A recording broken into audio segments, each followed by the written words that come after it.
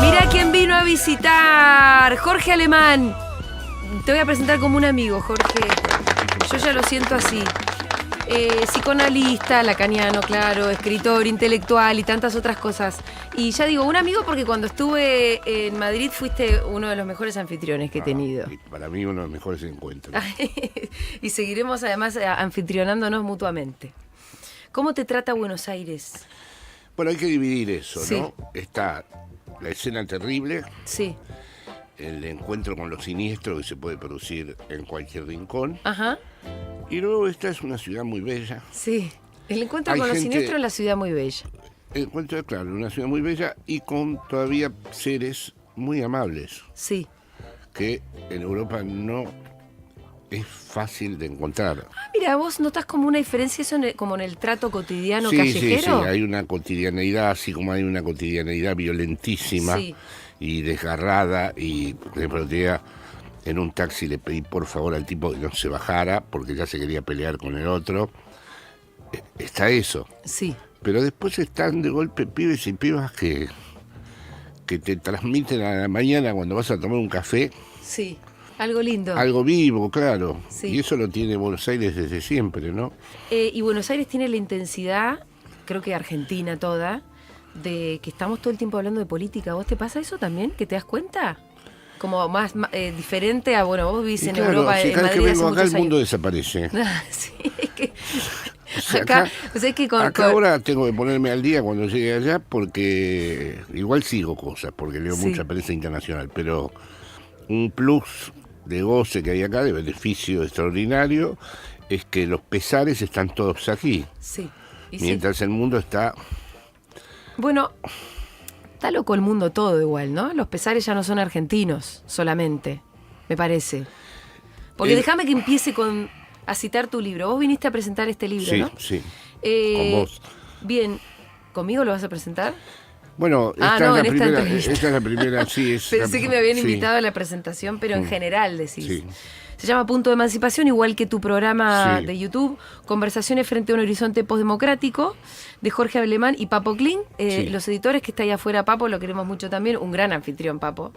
Y bueno, son conversaciones con muchos otros intelectuales, los Sí. vamos a englobar en esa Que vos categoría. conocés a varios. Que yo conozco, te diría que a la mayoría. Yo A la decía, ¿no? mayoría. Como uno ha tenido un trajín. Claro. Pero está Bifo Berardi, Clara Serra, Chantal Mouffe, Axel Kicillof, Juan Grabois, yo para decir, hay españoles y argentinos, Sí, ¿no? sí.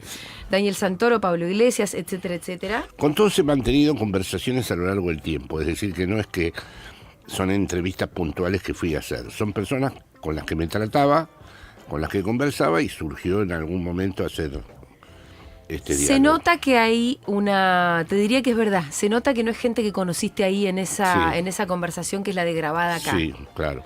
sino que hay como ya un conocimiento del pensamiento del otro. Sí, sí, sí. Te voy a decir mi primera evolución. Dale. Está bien sombrío, la verdad, hay que decirlo. Bueno, eso lo has dicho muy bien y me alegra ver eso porque Sí. punto. Ajá, En realidad en España cuando dice tiene un punto, quiere decir que no es en su totalidad, por ejemplo, decimos, tiene un punto atractivo. sí, No es que en su totalidad sea atractivo, sí, pero tiene un punto. Entonces emancipación es eso, tiene un punto, no es que sepamos lo que es ni qué va a suceder, sino que hay un punto. Y después, como has dicho muy bien vos, tanto antes como recién ahora con lo sombrío, es que me interesaba especialmente hablar con personas que tenían prácticas de distinto tipo, pero que eran conscientes a la vez de la encrucijada y de la jaula que esa encrucijada encarnaba, es decir, que supieran muy bien que estábamos en un escenario por primera vez donde la puerta de salida era muy difícil de encontrar y de abrir, ¿no? Es cierto, Jorge, que en realidad si uno se plantea pensar a fondo y hacerlo con otros que también lo están haciendo, es decir, no hacérselo boludo, con gente con una cierta profundidad intelectual, y no te encontrás con ideas luminosas. La verdad es que No, si te todos pones a van- mirar de cerca y de verdad, No, todos van remando sí, contra la corriente y me interesaba además mucho ver qué les pasó con las lecturas que hicieron y con lo que les tocó después ajá, afrontar en su práctica política, ¿no? Sí. Ese me pareció un punto también Sí, y eso clave. muestra la evolución del pensamiento también. Claro. Y de los contextos que te lo van Claro, cambiando. porque hay discordancia. Una cosa es ser un intelectual de la universidad que hace ensayos y otra cosa cuando te encontrás con un tipo como Pablo, Sí, o como Axel, o como Grabois, o como Íñigo, que Sí. han estado en el hacer. en las encrucijadas, claro. Sí, claro. No es lo mismo pensar que además ser un militante. El militante está obligado al optimismo, porque si no, ¿para qué vas a Claro, estar pero a mí haciendo me una cosa? interesaba también de que fueran militantes que tuvieran pasiones Sí, teóricas, y las sí. tienen todos. Las los que- tienen ellos, sí, por supuesto. Sí. De hecho, muchos de ellos vienen incluso más De allí, sí.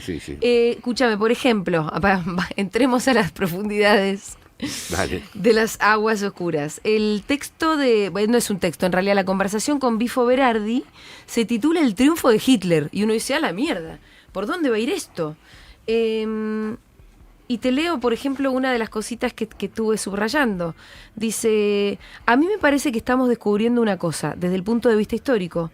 Adolf Hitler solo ha sido la anticipación de un proceso que hoy estamos viendo en toda su profundidad. Yo no estoy de acuerdo con eso, porque Bueno, según esto... menos mal. Claro, según esto, Hitler hubiera sido o es el mejor profesor de filosofía que hubo en la historia de la humanidad, Sí. porque finalmente dijo todo lo que iba a ocurrir. O sea, creo que en Berardi hay una verdad, porque cuando habla, hace poco tuve la experiencia en Casa Victoria de estar al lado de él 2 horas hablando. Sí, los vi. Bueno, cuando habla produce un magnetismo, porque la idea de la autoextinción de la especie, la idea de que tal vez sea una novedad que podamos Desaparecer. desintegrar, desaparecer, ahora ha tomado un cuerpo especial. Se han acumulado muchas distopías, hay una sensibilidad dispuesta a recibir eso. Pero después creo que él tiene una suerte de confusión entre su edad, la mía, y la idea de que nos estamos retirando, Sí. y el mundo que todavía guarda cuestiones imprevisibles que ahora no podemos vislumbrar, ¿no? Entonces, decir que Hitler triunfó, bueno, es uniformizar demasiado el relato. Es como cuando dice que no quiere que las mujeres se reproduzcan más, o que no hay que traer hijos a este mundo de asesinos. Y no, está en una, Bifo. Está en una, esa es la... Está en una, obviamente que uno puede, yo tampoco, prefiero no ver el mundo de esa manera, pero hay herramientas que te ayudan muchísimo a pensar, ¿no? Por sí, ejemplo, perdón. hay una cosa que también le subrayé, que es el fenómeno al que estamos asistiendo no es la victoria electoral de la derecha, que es como una primera lectura muy fácil que uno podría hacer, sino en la emergencia de la forma final de la relación política entre el norte del mundo y el sur del mundo, y esta relación hoy es una guerra de exterminio. Bueno, ahí se vuelve a ir a la mierda. Pero me parece que esto de empezar a decir, ¿se piensa poco la diferencia entre el norte global y el sur global? Sí, como una porque, relación de a ver, dominación también, lo que ¿no? se puede llamar el triunfo de la derecha, o Sí. las ultraderechas, que es como denomino yo, ahora saco Sí. un librito de eso, es una discusión y una apropiación sobre los espacios vitales. O sea, ahí tiene razón Bifo, estamos asistiendo a un modo en donde el norte, más allá de las tensiones internas que tengan ellos, concibe ya el mundo como un lugar de apropiación y como un lugar de reparto y como un lugar que van a repartirse Claro, como sea. sí. Las 2 guerras mundiales que hubo fue para finalizar con la hegemonía de Inglaterra. Ahora, Pero para repartirse también así después. y después repartirlas, claro. Ahora está otra hegemonía en juego, que es la norteamericana. Y va a haber reparto. Eso en el caso de que el reparto se haga sin el gran estallido. Ustedes también hablan de la subjetividad psíquica, y este también es un tema muy tuyo, y también política, ¿no? De una nueva generación. Creo que alguna vez nosotros dos lo hablamos también. Sí. Es que no se entiende nada de esto si no se viera cómo la locura Sí. ha logrado hacer una intersección con los grandes líderes políticos, ¿no? Bueno, vamos a eso. También hablan de una, creo que psicosis de las masas. Sí. Yo en eso, la verdad que todo el tiempo insisto, para mí la gente se ha vuelto loca. Y por eso también son capaces de elegir que sus referentes y votar a esos referentes Les hagan daño. y también sean unos señores que son, evidentemente, ¿no? Como gente, llamémosla, qué sé yo, desequilibrada, no sé cuál es la forma de decirle a la locura. porque viste que hay corrección política y todo eso, que a mí no me gusta caer en eso, Sí. pero bueno, también es tu campo. Sí. Y ustedes en esta conversación hablan de un tema del que también se habla poco, que es el tema de la pandemia. Sí, bueno, eso Y vos yo escribiste un librito también Sí, sobre estoy eso. convencido de que en la pandemia irrumpió la psicosis, Sí, pero irrumpió una psicosis de derechas. sí. Quedaría por discutir si existe la psicosis de izquierda, que creo que es difícil demostrar que sí existe, Sí. ¿no? Porque la locura tuvo fama, Antonia Artaud, en fin, tuvo fama de rebelde, Y de ser de izquierdas. pero no, cuando escuchás a los locos de verdad, quieren ordenar el mundo de nuevo, lo quieren rectificar y quieren implantar una nueva ley. La ley está mal hecha y hay que sustituirla por otra. Entonces yo creo que la pandemia es clave para entender ese franqueamiento en donde la locura por fin le ganó al espacio político. Está lleno de locos en todas partes. El otro día mismo lo escuché a Trump rumiando, delirando. Y los propios norteamericanos que estaban al lado se iban dando cuenta, los republicanos de antes. O sea, los conservadores, que no eran locos todavía, se empiezan a dar cuenta de los locos. Ahora, esto, ¿a dónde va a llevar? Es una incógnita. Porque China, efectivamente, se mantuvo en un principio de realidad distinto, Sí, claro. ¿no? Entonces ahí está una de las Ahora, incógnitas. Si yo tuviera que pensar, bueno, la pandemia generó una suerte de psicosis colectiva. Lo primero que pienso es que habrá sido el encierro. ¿O qué? Pero en ese caso no, porque si vos me decís, pero en China zafaron de esa psicosis colectiva. Y los encerraron más que en cualquier otro lugar. Entonces no fue el encierro. ¿Qué fue? No fue. Hay un tema muy complejo, Julia. O sea, yo pienso que el hundimiento de las religiones, no importa, no hablo desde la fe, pero el hundimiento de las religiones del libro, de los monoteísmos, Sí. que perdieran su fuerza simbólica,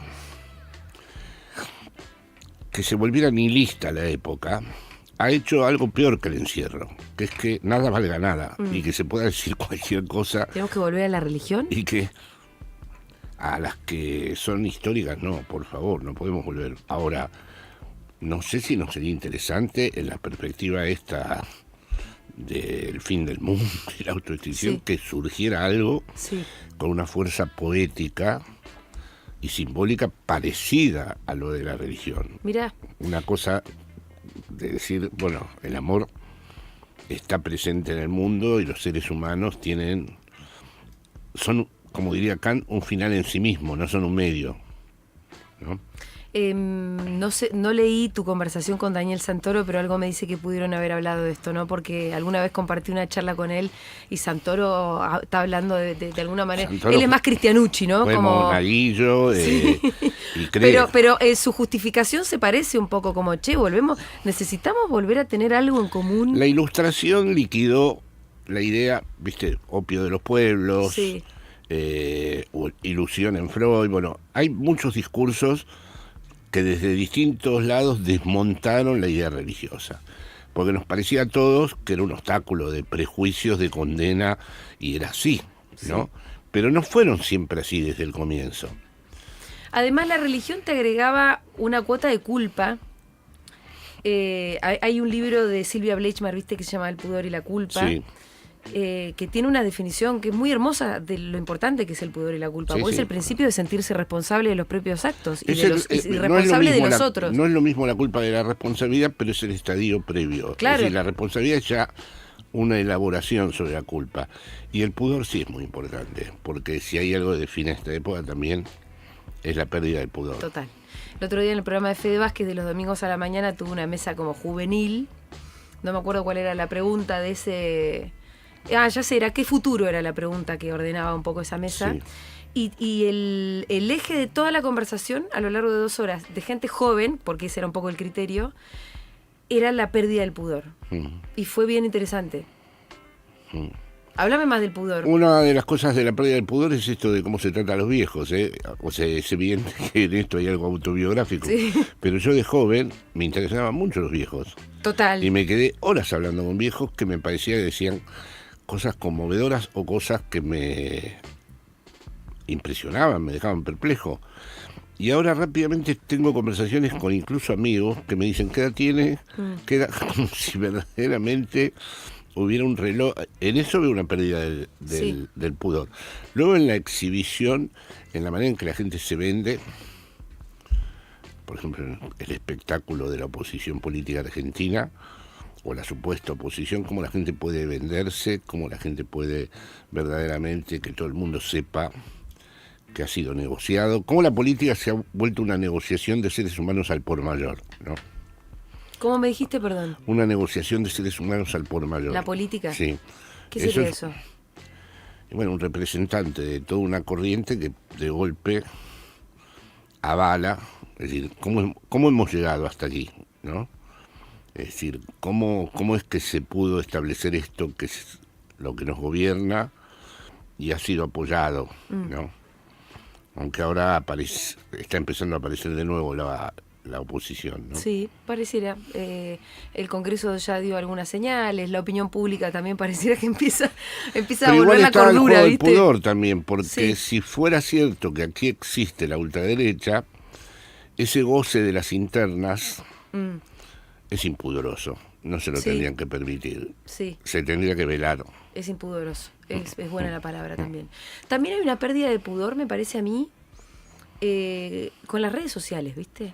Se habla mucho de las redes sociales en un montón de términos, pero hay algo de lo que pasó también es que esa supuesta parte buena que era la democratización de la palabra y que todo el mundo... Hay que ver si era tan bueno, ¿no? Porque que cualquiera diga cualquier cosa... Eso afecta a nuestra vida, porque, a ver, o una de dos. O las cosas que estamos haciendo nosotros. Sí. Por ejemplo, vos y yo, Sí. ¿no?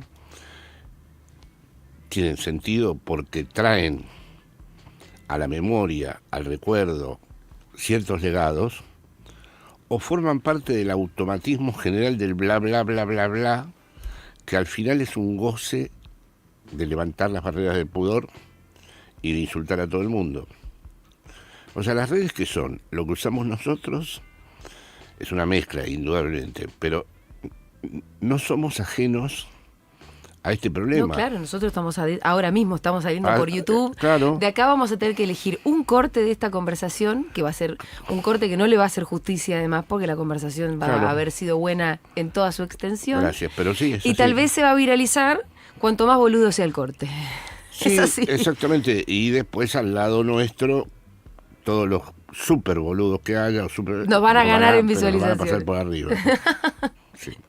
Sabes que, bueno, de otras cosas que te quiero decir del libro es que me pareció muy interesante. Ya solo mirando muchos de los nombres y de la gente con la que hablaste, que es un libro bien feminista, ¿no? En el sentido en el que a vos de verdad te interesa esa conversación. Mucho. Está Clara Serra, que es una amiga mía también absolutamente brillante.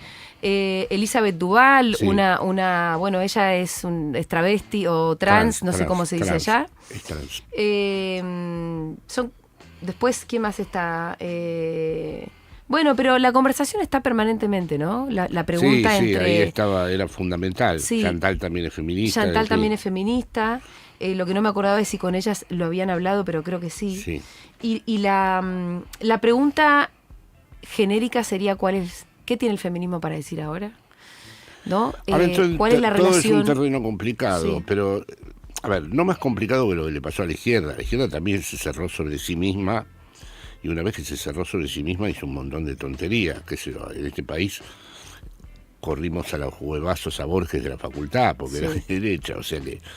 Entonces, ahora mismo, por eso me interesaba mucho el discurso de Clara y de otras compañeras, ¿no?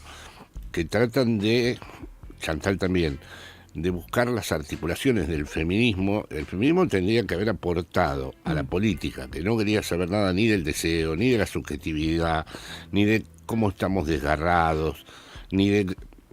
Es decir, este feminismo del yo, donde cada uno siempre sabe quién es y a dónde debe ir, es justo la idea contraria por la cual el feminismo tenía un valor subversivo, porque el valor subversivo, como lo explica Clara en este libro, ¿no? Está en que hay momentos en el deseo donde uno no sabe quién es, ni hasta dónde quiere llegar, y tiene que tener derecho a eso. No puede transformarse en un ser transparente, homogéneo, como el que firma un contrato. Eso viene a colación de la discusión sobre el consentimiento, que es Sí.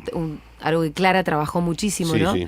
Que además en España es interesante también porque las discusiones se parecen muchas veces entre países, pero no son exactamente las mismas. En España se dio la gran discusión sobre el consentimiento y acá no. Acá no pasó eso, ¿viste? Allá tuvieron la ley del solo sí es sí, se enredaron en todo ese quilombo y acá tuvimos otros enredos como más el del lenguaje inclusivo, que allá no tanto. No. Entonces es interesante cómo se van configurando distintas conversaciones, tal Sí. vez con problemas más bien parecidos. Lo que tienen en común es que los medios al final se anticipan a todo y son los que marcan la agenda en muchos casos de estos debates. Y que los medios, digamos, ¿Vos decís los medios de comunicación? sí, que el mundo, digamos, del pensamiento o el mundo de las prácticas políticas queda muy por detrás de lo que los medios juzgan. Al mismo día que ocurrió algo, ya hay Sí. 200.000 versiones en los medios. Sí. ¿Y quién las remonta? Y sí, y es difícil pensar ¿Y sobre... quién atraviesa eso? Es difícil pensar con lo rápido que viene todo, ¿no? Como... Claro. Claro, nosotros publicamos a Íñigo en el libro. A la semana nos preguntaron por qué lo habíamos publicado. El libro estaba hecho Y desde ya estaba antes, hecho. pero lo hubiéramos publicado porque Sí. no hubo una condena todavía desde el punto de vista judicial. Hubo una condena mediática. Y social. Sí, O la relativización. la social está más discutida. Ajá, ¿sí? Sí, Es bien interesante el texto. Íñigo Rejón no deja de ser un chabón que era interesante pensando, claro, ¿no? claro. Ahora después hay otras prácticas con las que uno se pregunta si no entraba como en una contradicción la vida con lo que uno piensa. Pero más allá de Íñigo, Pero la por ahí- contradicción de la vida, querida Julia, Sí. la contradicción de la vida con lo que uno piensa no es un derecho a la propia existencia, porque si uno tiene que ser coherente todo el día entre lo que uno piensa y lo que uno vive, Seguro que no. Lo que pasa es que el derecho a atormentar a otras personas me no, parece que es lo que no... no va. Me recuerda porque... Pero no- también, perdón, Sí, sí. ahí no quiero que se entienda que defiendo a Rejón. No. Las personas tienen que aprender a no dejarse atormentar, ¿no? Totalmente. Porque si no estamos armando también Sí. una especie de corriente victimista que da después este tipo de juegos donde aparecen las... Recuerdo una señora en la televisión, una chica que contaba una violación, una cosa importante, que la locutora le dijo textualmente, no es que te jodieron ahora, te jodieron para toda la vida. No. No, pero ¿cómo? ¿Cómo? No. ¿Cómo le vas a arrebatar el derecho a que una persona Pueda salir adelante. pueda salir adelante? Yo Sí. acompañé cuando habíamos puesto en la embajada la pantalla para que las víctimas de los campos hablaran. Me acuerdo de una amiga, que no voy a dar el nombre, Sí. que hizo el relato era una superviviente de la ESMA, y era para desmayarse lo Y que sí, escuché. no salís más. Y después me despedí, estaba llena de vida y iba a continuar con su vida. Quiero decir que, por supuesto, atormentar a otros no, pero aprender a no dejarse atormentar también. Me parece importantísimo eso que decís. Creo que con Clara un poco lo abordan y yo con la propia Sí. Clara.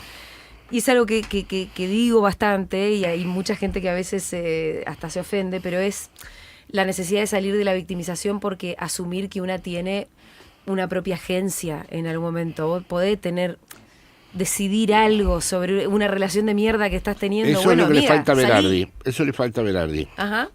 Berardi Sí, está convencido que nos llevan al matadero a todos. ¿Y vos pensás que no? No. ¿Qué hacemos, Jorge? Una que diga que no. O sea, no me creo. A ver, si Bueno, una- es la que hizo Luigi Mangioni, por ejemplo. por ejemplo, sí. Ese es Ese fuerte, dijo. ¿eh? Pero va a haber más. Va a haber más. Sí. Hay que empezar a decir que no. Claro. Es decir, a ver, alguien dije, lo te escuchado, un peruano y una peruana tienen hijos en medio de la selva. ¿Crees que van a tener hijos acá en Madrid que comen todos los días? O sea, no, y además, esto te va a sonar un poco cristiano. A ver. Por ahí nace el que salva. Por ahí entre todos Por esos... favor, Diosito, mandanos un Mesías. Si vos me preguntás, yo Ahí me está. encomiendo. Ahí está la palabra, Benjamin no usó el Mesías por casualidad, ahí está la palabra, por ahí hay alguien... Eso es poco marxista de tu parte, como decir, bueno, puede llegar uno y salvarnos, ¿no? No es materialismo histórico. No, salvo en Walter Benjamin, que sí creía, ¿no? Sí. En una dimensión mesiánica de la historia, porque si vos no le das cierto mesianismo a la historia evoluciona siempre hacia lo peor. A ver, el marxismo no fue, en cierta forma, una idea salvífica. ¿No fue la idea de pensar que nos podíamos redimir todos de la barbarie? Cuando Marx dijo socialismo o barbarie, no estaba seguro de que nos íbamos a redimir de la barbarie, ¿eh? O sea, yo sé que Marx, cuando leo atentamente muchas cosas de él, pensaba, bueno, por ahí no nos salvamos, por ahí es barbarie. ¿Y cuál sería la barbarie hoy? La que vos contaste al principio, la manera en que ahora tan fácilmente se explota a alguien y el que es explotado eventualmente apoya al explotador. Al explotador. Sí. Sí, la imposibilidad, por ejemplo, supongamos, hablamos de la guerra mundial, ¿no? Lenin desvió la guerra y dijo no guerra entre naciones, guerra entre explotados y explotadores. Ahora no lo podemos hacer. ¿Por qué no lo podríamos hacer ahora? Y ahora tenemos por ahora varios artefactos en el medio que hay que atravesar y que es lo que intentamos hacer. ¿Cuáles serían los artefactos? Y lo que te dicen, no, formás parte de la misma sociedad, vos no pudiste, vos estás ahí porque te tocó estar ahí, siempre va a ser así. Bueno, lo que se ha sedimentado a lo largo de todos estos años para darle al amo explotador toda su consistencia, ¿no? Además el amo explotador ahora luce como tan elegante. Total. Y total. Esa es la palabra, es una totalidad que no tiene fisuras. Ahora, al mismo tiempo te diría que hay algo por ahí a nuestro favor, distinto de otras épocas, que es que tiene caras bien identificables, ¿no?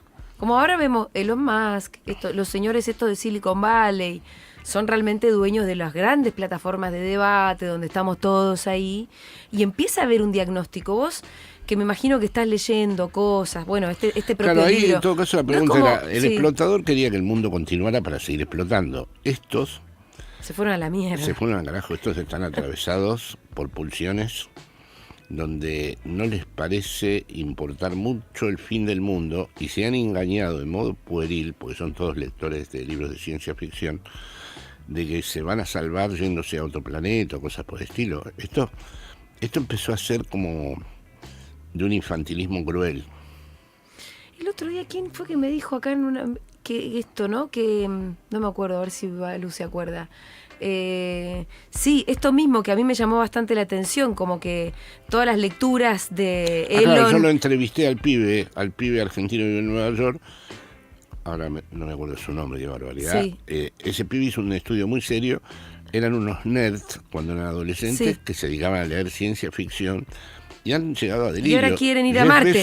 Jeff Bezos puso el mismo diseño de trajes espaciales de 2001 para las naves y Elon Musk mandó al espacio ya los 3 tomos de Asimov para que sepan qué tipo de civilización somos. O sea que ellos no son negacionistas. Saben que se pudre Esto todo se va, acá. ellos piensan que se va a pudrir. Ahora uno dice, ¿no sería mucho más fácil cuidarlo, este planeta que ya tiene plantas, ya Sí, es muy hermoso, es tiene una todo, racionalidad. Ellos, que irse a Marte y tener que fundar sí, y como en la película... un cosmos imposible? Como en la película de Meryl Streep y DiCaprio viene después un monstruo que se los come. No, eso sería racional, pero yo creo que la estructura narrativa de ellos es este mix de ciencia ficción e ingeniería tecnológica. Cristian Alarcón fue que nos dijo que sí, que también había estado leyendo, no sé, habrá sido el mismo autor. Sí, Capitalismo Ficción se llama el libro. Bien, sí. Que bueno, hablaba de eso, de este flash que tienen, sí, de destruir todo y luego irse. Sí, ya empezó con el viaje del tipo al espacio. Sí. Y sí, es una idea, de nuevo de agotamiento de las religiones. Por eso insisto un poco, esto no está en el libro, sí, que yo no quiero reintroducir ninguna religión. ni tampoco sabría de qué manera, pero entiendo que el hundimiento de esas religiones ha llevado a una especie de delirio salvacionista y salvífico a las ultraderechas a través de este tipo de narraciones. Y también algo de individualismo al mango, ¿no? Sí, pero eso también es una salvación, ¿no? Eso es una especie de hiperprotestantismo, ¿no? Es decir, acumula, acumula, acumula. Es decir, más que acumular el goce de acumular. Cosas. Sí, pero el goce está en acumular. Pero te hablaba del hiperindividualismo, que bueno, vos ahí lo podrías relacionar con un protestantismo así exacerbado también, pero... No, y también con el narcisismo, por supuesto. Claro, y con que no te importe la vida en comunidad, que en definitiva es clave de salvación, desde que existen los cavernícolas. Claro, pero la vida en comunidad, si la estudias, surge siempre en momentos en donde se ha compartido un legado. La comunidad no es que se autogestiona por personas que espontáneamente se eligen, sino por personas que aman, de algún modo, una misma historia y un mismo relato. Por eso hincho las pelotas con esto de la religión, ¿no? Pero la comunidad tampoco, por ahí esto es una pregunta más antropológica, ¿no surge también porque para sobrevivir, porque hay un bebé y alguien tiene que cuidar al bebé mientras el otro sale a cazar? Digo, necesita un poquito que Moisés prometa que se va a cruzar el desierto, claro, o que venga el Cristo y diga que el amor va a triunfar, o que vengan los políticos que en su época tuvieron una palabra con fuerza, donde propusieron una justicia para todo el mundo. ¿Tuviste alguna conversación con Grabois al respecto? Porque tampoco llegué a leer la conversación de Grabois. Sí, me imagino que habrá pasado por ahí. Fue toda sobre Cristo. Mi historia, yo tengo una versión de Cristo distinta de la de él y se la planteé, ¿no? ¿Y cuál es tu versión de Cristo? Mi versión es que es un judío, un rabí, que... ¿Histórico? ¿Vos pensás que existió? Histórico, sí, me he leído todos los libros y hay una historiografía. Es un señor que existió. Sí, es un señor que existió y que verdaderamente genera una gran confusión porque no quiere tomar el poder, porque no quiere levantar a las masas contra las autoridades de Roma, tampoco quiere reemplazar a los sacerdotes del templo y genera una gran confusión.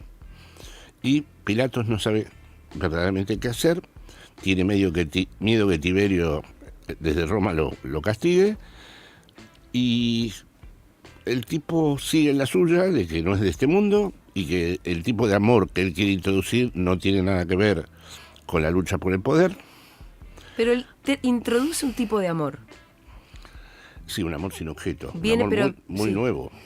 ¿Cuál es el amor que propone el Cristo? Sin objeto, un amor extendido, no necesita particularizarse.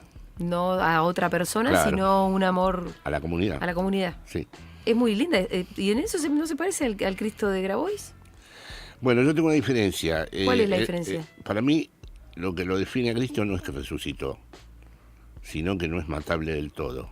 Y si te fijas en cada relato de la emancipación, creo haberlo hablado esto con vos, hay una figura que nunca es matable del todo. O sea, él ya cree en otra cosa, él sí lleva la cruz y piensa en la resurrección. Yo eso... No es matable porque todavía estamos hablando de él. De eso estamos hablando, de esa trascendencia. Claro, no es matable porque, claro... Pero es un chabón que lo mataron y se murió. Sí.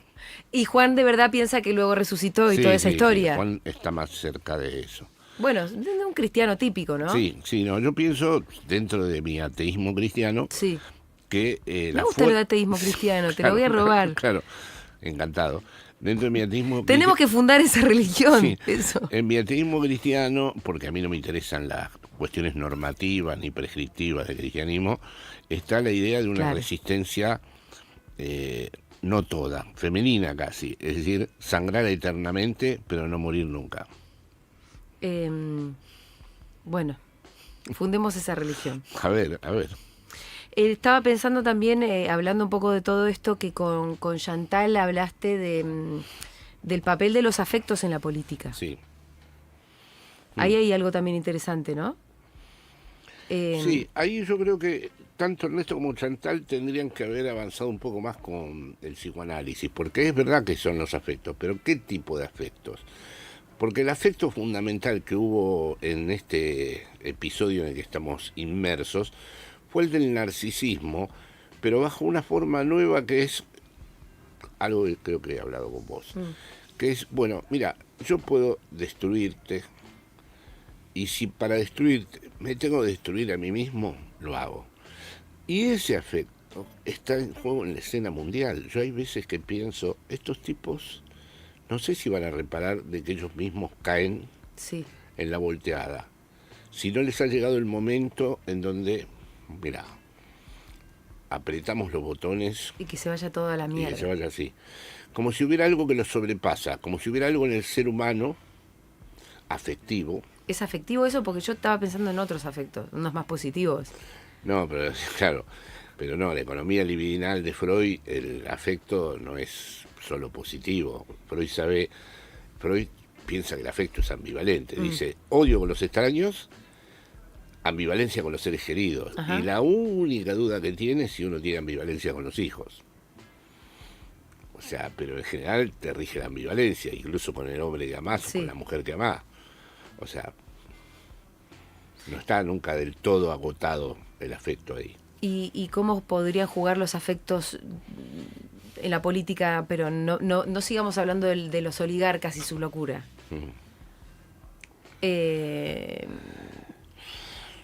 Digo, para refundar esta religión que estamos eso tratando que de estás hablando refundar. vos es muy importante, el hiperindividualismo. Suponete, este quilombo que está viendo en Argentina, no quiero entrar, porque ya expliqué en otro lugar que yo no voy a fundamentar por qué, porque no quiero tener ni razón ni fundamentación, pero Sí. yo estoy con Axel. Sí. Yo no tengo... En la interna. En la sí, tampoco... ¿No sabés por qué? Es mi subjetividad, es mi... Está bien, es lo que te pasa. Es mi afinidad electiva, Bien, digamos, ¿no? bien. Pero tampoco estoy en contra, o sea, también estoy a favor de todo aquello que frene a la ultraderecha, sea quien sea. Por supuesto que si tengo que votar a Cristina, la voy a votar, o lo que ella decida que va a frenar Sí. a la ultraderecha, si el amigo Axel no queda en el juego. Pero ahí el afecto, el hiperindividualismo puede cursar de esta manera, que la gente está en ella misma y se harte de esa pelea también, Así se harte de claro. esa interna, se diga, pero no me interesa nada esto, me interesa, es como, Pero es fui que a ver eso una es lo que está película, pasando. fui a ver una película el otro día, ¿Qué una película? obra maestra que vi varias veces, y tenía ganas de verla con una amiga, Rocky y sus hermanos, nosotros dos en el cine, en el Village Recoleta, que claro, la fui a ver ahí porque el sonido era perfecto, y estaba lleno. Sí. Pero no entró a ver nadie la película de Visconti, que es, recomiendo, si todavía está en cartelera, que la vean porque es una obra maestra, ¿no?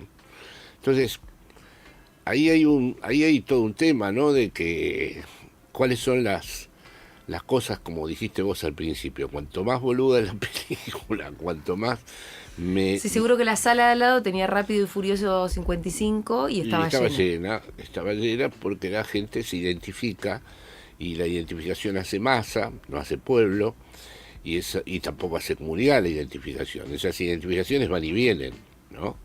Entonces hay que discriminar dentro de los afectos lo que son estas identificaciones narcisistas de lo que podría ser una experiencia de lo común, que ya tiene más que ver con ciertos deseos compartidos, ¿no? Dijiste la identificación hace masa, no hace pueblo. ¿Qué sería? Te entiendo la parte de que la identificación hace masa. ¿Cómo sería ser pueblo? Es una buena pregunta porque hoy en día ser pueblo exigiría aceptar... ¿Te acercás un poquitito más al micrófono? Perdón, exigiría aceptar que se articulen elementos muy heterogéneos. Por ejemplo, una cosa está sucediendo en Argentina, en este reverdecer del peronismo filofascista, anti-woke, es que Sí. creen que esas luchas, los feminismos, la lucha por la legitimidad de trans, travestis, cambio de género, surgió de la nada, ¿no? Costó muchas vidas. Sí. Fueron el resultado de muchísimas luchas sociales Y en esas luchas sociales hubo miles de víctimas. O sea, no fue una estupidez de un capricho de 2 años. Un progre se pavoneaba, ¿no?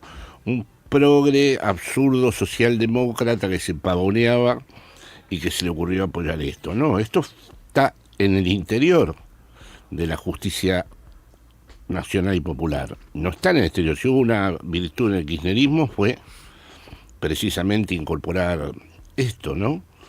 Sin esto, como empiezo a escuchar ahora, la política se vuelve la policía. Y me inquieta, perdón, no verlo solo en el energúmeno esto. Me inquieta verlo... Entre los pibes también, muchos entre pibes, sí. Me hablaste como un reverdecer de un fascismo peronista, algo así, me imagino que estás hablando del morenismo, ¿no? Porque lo anti-woke dentro del peronismo es eso. Sí, no solo de él lo expresa ya directamente de una manera muy clara y rotunda, pero a veces escucho personas con las que comparto una parte de lo que dicen, hasta que empiezan con el famoso wokeismo. Anti-woke. Sí, como si no se dieran cuenta que la ultraderecha lo sobredimensionó. Nunca hubo un wokeismo que rigiera las costumbres de la sociedad. Hubo un ejercicio de apertura que fue fundamental. Y entonces, pueblo sería lograr que esas heterogeneidades puedan ser articuladas, si no, no hay pueblo. Desde esa idea de un peronismo como pueblo que deja de lado el wokismo, bueno, verdaderamente no considero que lleve a ningún pueblo eso. En el pueblo están los trans, están los travestis, están los maricas y están los que no saben qué son. ¿Y en qué están? ¿Y en qué consiste ese todo? Yo sé quiénes están, pero no termino de ver qué es lo que hace pueblo. ¿Qué es lo que hace pueblo? ¿Un objetivo común? No, es un objetivo que nunca, sí, que está muy lejos de ser descubierto. Ajá. Sería sencillo descubrirlo si decidieran todos los que son explotados, los que están empobrecidos, no hacer lo que se les manda, este mundo se apaga, por más inteligencia artificial. O sea, si el que prende la luz, el que barre, el que deciden un buen día todos frenar la máquina se frena, ¿eh? O sea, hay mucho delirio con la omnipotencia de la máquina y todo eso, pero la máquina no logró todavía que si mañana dicen, bueno, no sé, yo no... Pero bueno, eso es muy difícil de articular, ¿viste, ¿no? que estás pensando en la inteligencia artificial? Sí. ¿Y qué estás pensando? Bueno, supongo que será un instrumento como fue el ordenador y todo este tipo de cosas. ¿Solamente? No, claro, ahí está el problema. Solamente no, porque la vez pasada unos pibes me mostraron una serie de artículos míos que habían trabajado ellos y que lo habían constituido en un artículo largo. Y a mí no, o sea, habían perdido el alma. ¿No estaba bien el artículo? No, estaba redactado como si lo hiciera un académico o un buen periodista, sí. Pero a mí me gustan los sobresaltos, los puntos de fuga, y directamente con el poema horroroso. ¿Hizo un poema también tuyo? Sí, supongo que será mejor. Es que eso debe ser lo más difícil de hacer, el poema, ¿no? El poema de la a mí me pasó, por ejemplo, para algunos capítulos de mi libro yo quería un epígrafe y no se me ocurría, entonces le preguntaba el epígrafe mandándole textos y todo, y me mandaba unas grasadas totales. Pero eso evidentemente, claro, no... Sí, va a pero llegar. Después de repente hay otras cosas que le pedís que es impresionante, la capacidad que tiene, no sé de síntesis. Escuché incluso una anécdota de una señora que llama a un hospital, está hablando con una inteligencia artificial que ella desconoce, la voz de una mujer, y entonces la mujer le dice, bueno, le voy a pasar con el especialista. Ella se pone a hablar con el médico y entonces ella le dice al médico, por favor me vuelve a poner con la señorita que es me con la que me entendía mejor. Claro, bueno, esto va a volver a... Esto me parece que puede ser, ¿no? Sí. En China tienen mascotas en la casa, pero ojo, lo que dijiste vos al principio, resulta ser que en China no puedes hablar mal del gobierno en tu casa, porque esas mascotas que tenés también escuchan y procesan información y la ¿Vos envían. decís, claro. no estás muy paranoico con eso? No. Es decir, que las mascotas las tienen para eso. Claro. No las tienen para eso, pero también cumplen esa función. Ahora, cuando hablamos de inteligencia artificial, igual me parece que lo de las mascotas, más allá de que puedan ser espías, que ya sería otro tema, es un poco lo de menos. El problema es cuando empiezan a hacer tareas que veníamos haciendo los humanos. Salvo la revolución. Salvo la revolución. Capaz que la hagan ellos, la inteligencia artificial también. No. ¿Vos decís que no? No, salvo acabar con la injusticia, pueden hacer todo. Pero no van a acabar con la soledad, no van a acabar con el dolor de vivir, no van a acabar con lo ingrato que siente un hombre y una mujer en su suerte con el amor. No hay problema. Nada de lo importante va a cambiar. No, ni tampoco vos no te vas a enamorar de una inteligencia artificial. No. Nadie te va a Eso llenar pasó en tampoco ese 2001. tipo de cosas, ¿no? Son Kubrick, que se enamoran de él. No, o sea, cuando preguntan ¿qué va a cambiar la inteligencia artificial? Por un lado, muchísimo. Y por otro lado es muy sencillo de responder. Seguirá siendo un mundo de ricos y pobres, ¿no? Bueno, es algo que, mira, ¿sabes qué? Pasa algo loco, que es que la inteligencia artificial está un poquito mejor que las ultraderechas. Sí, Elon Musk dijo que eran progres. Es que lo son. De hecho, cada vez que está Grok, viste que es la inteligencia artificial de Twitter, Sí. De repente cuando le preguntan cosas sobre mí, me tira buena onda. Claro. A diferencia de casi todo el resto de ellos, obviamente. Claro, porque es progre, sí. Pero no es progre. En realidad, a mí me parece que es inteligente. Si es que no sé cuál es la definición de esa palabra, ¿no? Pero cuando le preguntan, ¿y vos por qué decís esto? Mirá, yo me fijo en el contexto y más o menos en lo que dice, y entonces infiero que lo que quiso Está decir bien, fue es esto. una hipótesis, puede ser, estructuralmente no pueden ser fascistas. Estructuralmente no puede tener prejuicios. Porque de verdad, si consiste en contexto y en información, no entran los prejuicios ahí. Sin los prejuicios es mejor. Habría que ver si la biblioteca con la que trabajan, Bueno, porque la ultraderecha recién ahora empieza a aflorar con su biblioteca. Habría que verlo, no te lo puedo...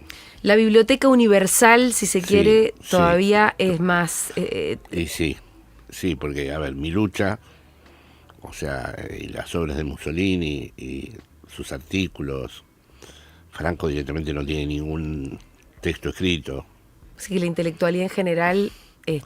Sí, hasta ahora. Salvo que por eso quieren dar la batalla cultural y han inventado el anti-woke para ver si producen sí, pensamiento. una textualidad, ¿no? Por ejemplo, ese que hay aquí. Que Agustín Laje. Sí, ese directamente invirtió a Laclau. No tiene una sola idea, pero ha puesto Laclau al revés. Agarra también, toma cosas gramscianas. Claro, cadena equivalencial, articulación, antagonismo. La diferencia es que el antagonismo es con los cucas, los maricas, Por eso es muy delicado que en nuestro propio campo se le haga el juego a eso, ¿no? ¿Será nuestro propio campo? Es la pregunta. No, tal vez ya no sea nuestro propio campo. Tal vez ahí está algo importante. Tal vez estemos asistiendo a una nueva realidad política de la que todavía desconocemos sus nuevos vectores. Porque un efecto que va a traer aparejado este monstruo es que va a haber un replanteo acerca de cómo tendrían que ser las fuerzas políticas para cambiar esta situación. Y sobre esto creo que estamos muy temprano para responder. ¿Y cuándo decís que se podría responder? Bueno, primero va a haber que atravesar el 2027 Bueno, está bien. y después tendremos que ver el peronismo dichoso, cómo son sus distintas marejadas, ¿no? Pero yo no sé si... Yo creo que la pregunta de ¿qué fuerza política es capaz de enfrentarse a esto sin ceder en lo esencial, digamos? No haciéndonos así utopías locas, sino decir, bueno, una fuerza política que pueda frenar esto y que además no ceda en cuestiones esenciales para la vida. Es el peronismo. Sí, pero el peronismo que es un significante vacío, ¿no? No tiene, es el que lo ocupa. El peronismo es un significante vacío que depende de quién lo colonice, qué fuerza lo vaya a significar. Bueno, sí, ese es concepto lacloniano, ¿cómo se dice cuando? Sí, laclosiano. Sí. Laclosiano. Y es que no tiene otro, porque si no es que hay una unidad histórica. Me prefiero pensar que el peronismo es lo que pienso yo que es el peronismo. ¿Y vos qué pensás que es? Yo pienso que es un nacionalismo progresista. Bueno, la Cló te respondería, ese es el significante con el que vos vas a dar la disputa con otros significantes para ver si ocupás el lugar de la palabra peronismo. Porque hay un montón de peronistas que ya la palabra progresista le molesta. Sí, claro. Pero lo que creo es que en su experiencia histórica, no, ni siquiera es en su experiencia histórica, yo puedo mostrar un nacionalismo que siempre fue progresista. Lo que entiendo más como significante vacío es más el progresismo. ¿Por qué nacionalismo y no antiimperialismo? Porque el nacionalismo, que ahora está de nuevo muy vigente, ¿no es una palabra un poco excluyente? Es que también me parece que depende de qué punto de vista, porque un nacionalismo español suele ser como, lo puedes entender como una cosa más fascista, más y un nacionalismo latinoamericano necesariamente tiene que ser... Pero el nacionalismo, los grandes héroes latinoamericanos hablaron de antiimperialismo. Bueno, podría ser un antiimperialismo, si querés pongámosle antiimperialismo. Pero lo que pasa es que tiene que ver con eso, con entender tu posición en el mundo desde el sur global y entender que es la nación una de las cosas que tenés que cuidar primero en pos de la justicia social para Entre adentro. las cosas de la ciencia ficción actual que pueden suceder es que Europa se vuelva también el sur. ¿Vos decís? Pueden tener un ataque antiimperialista, sí. A ver, plantéame el panorama. Es muy ficticio, pero puede haber...